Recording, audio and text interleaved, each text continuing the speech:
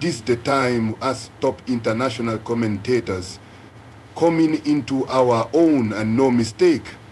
We, the whole of Britain, running about and shrieking and not knowing where the next comment coming from. It the time for us informed sources, we the objective viewpoint, to start lashing out the considered judgments.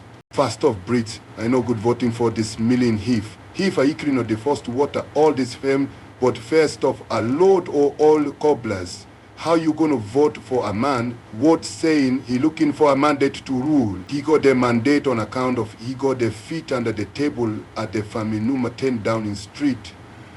And any leader with the pit of the spank gonna shove the sideboard against the door, get the steam gun off the top of the wardrobe.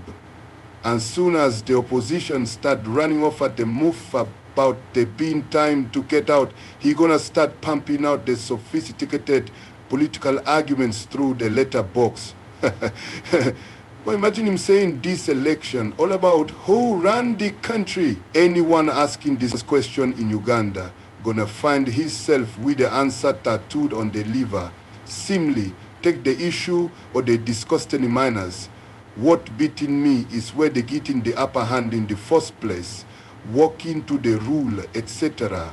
We got the miners in Uganda too, and any miner showing up 2 minutes late for the shift winding up with the bones riveted to a pit prop, and he's shooting off the face about the smack of foam government.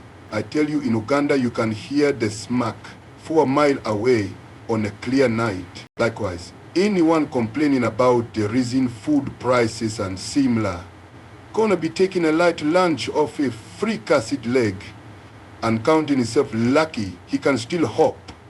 We now come into De Henry Wilson and all the rest of the left-wing rubbish.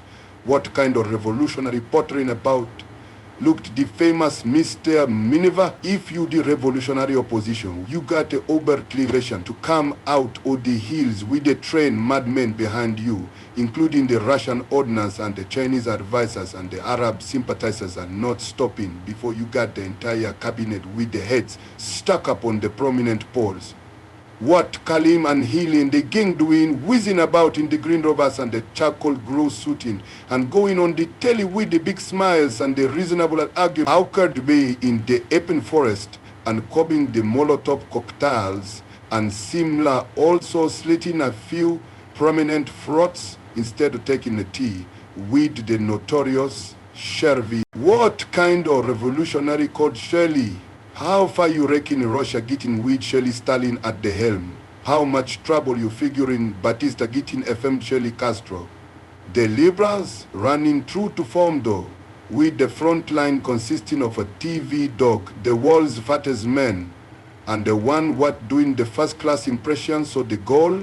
They making them sure no one taking him seriously. The whole mob looking like Bertram Smart's circus, if you asking me. So then what the Brits gonna do when February 28th come around? It clean to me the country looking for a strong leader. What? Free of the loony party ties. What got a command of the flash or a tree and know where to lay the hands on the famous Webley 45. What not taking no leap from the union rubbish? What understanding the migrant problem at the first hand and not dragging the feet over the Usian rubbish? What already proven himself in the big league?